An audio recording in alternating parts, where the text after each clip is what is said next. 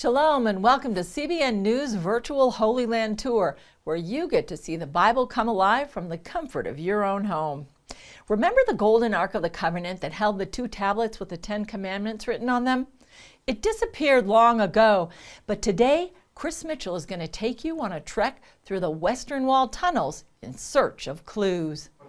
Researcher and author Harry Moscow took CBN News through the Western Wall tunnels, up to the ramparts of the Temple Mount, and into the chambers surrounding Judaism's holiest site.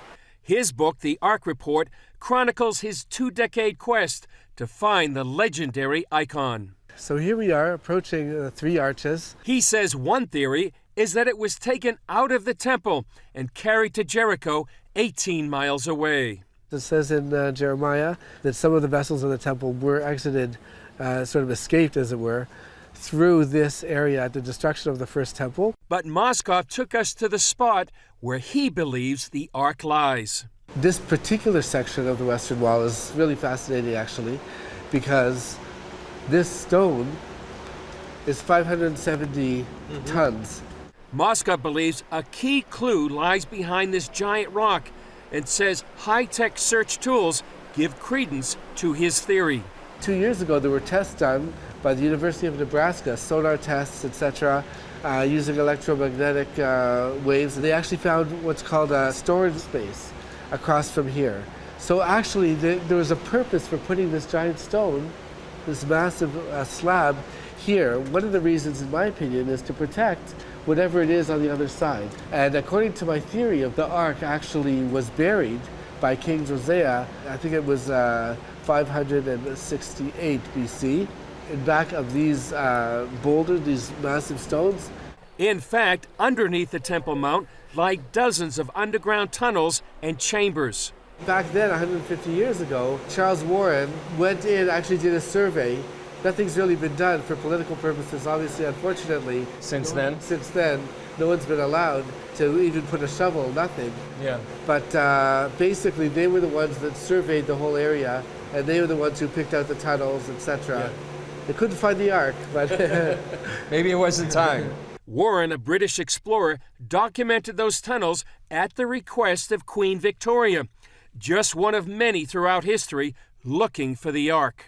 When people like the Crusaders and the Knights Templar, even the Palestine Exploration Fund, which was originally commissioned by Queen Victoria, came over the centuries to look for the Ark, what they were looking for was a golden box with the staves, but what they really should be looking for is a room. They could have been right up against the wall, and on the other side of the wall is the Ark. Moscow says the original Holy of Holies had another chamber directly below it. Actually, in the blueprint itself of the first temple, a chamber should be built exactly the same, Holy of Holies, exactly the same level of holiness as the one right above it. It was set up right from the beginning to house the Ark, with a golden floor and everything. That's how Solomon built it, constructed, so the Ark itself could go down. Right, it could go down. Do you feel like there's a time when the Ark itself, when the time is right, will be revealed? I do. Timing is incredibly important, incredibly significant. Obviously, it's a groundbreaking, game-changing, biblical type of discovery. My personal opinion is that when it does happen, it won't be in a clandestine way, where we're sneaking through these tunnels, you know what I mean, and we're bringing it out under cover of darkness. It'll be a great occasion, and it'll help bring the Messiah. It'll be something that all nations will really rejoice in. Moscow credits Indiana Jones and the Lost Ark for the renewed interest. There are some things that got right about the power of the Ark, etc., and its destructive forces shouldn't get in the wrong hands, and it knows where it is, so to speak. It suddenly became a thing. Oh, what is the Ark of the Covenant? What is that? Oh, yeah, it sort of put it into the face of the public, and maybe that was its best success. Yeah. I loved it personally. It's Hollywood. What do you think is the main takeaway people need to know about the Ark of the Covenant? It's a real thing, just like it did 2,700 years ago. It still exists today. It's got the broken tablets that Moses crashed down there at Mount Sinai, and the second tablets. It really does exist. We're really going to see it, hopefully, in our lifetime again. It is a catalyst for the Messiah to come.